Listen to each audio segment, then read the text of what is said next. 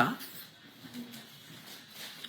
na kahit na anumang kaguluhan ay nandito pa rin. Mga magagaling mag-abono.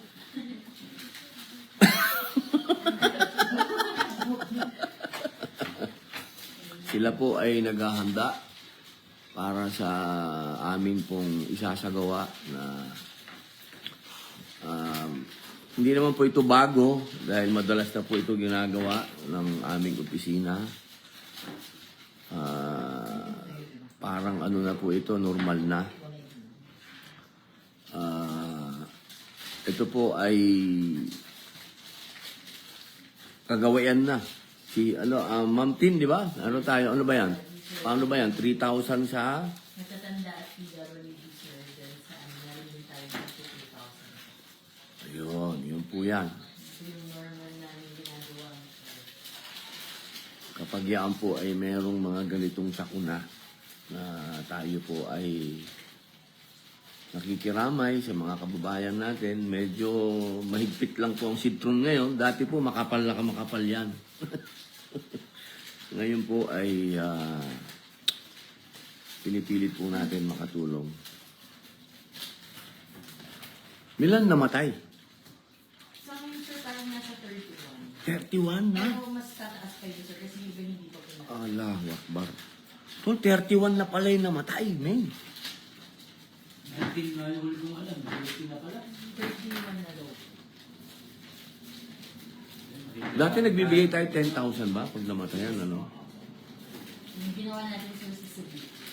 Oo, 10,000 binibigay natin.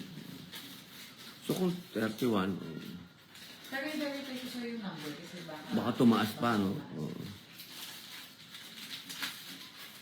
Yan po. Ganyan po kasi sipag ang ating mga staff. Ayun po si Kuya Romel. Ayun po. Meng, bumati ka naman daw. Assalamualaikum. Magandang araw po sa inyo lahat at ang aming pakikiramay po sa mga pamilya na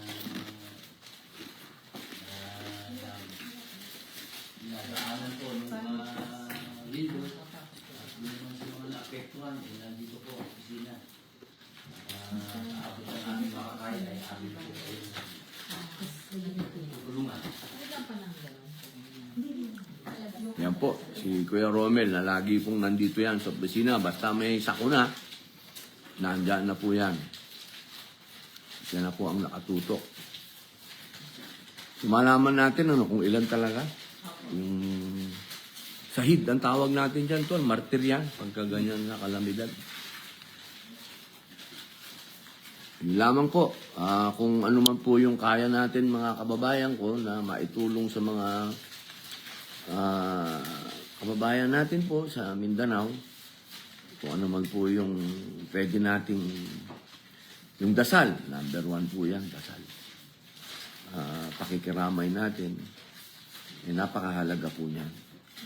Ito pong ganitong klaseng operation, pangatlo lang po ito. Pinaka-importante po ay yung dasal natin. Yun lamang po, maraming salamat po. Kaya kung meron po kayong sobra dyan, o gusto nyong isakripisyo para sa ating mga kababayan, gawin nyo na po. Ito po yung pagkakataon na makapagbayad din po tayo ng ating mga kasalanan sa pamamagitan ng pagtulong. Maraming salamat po.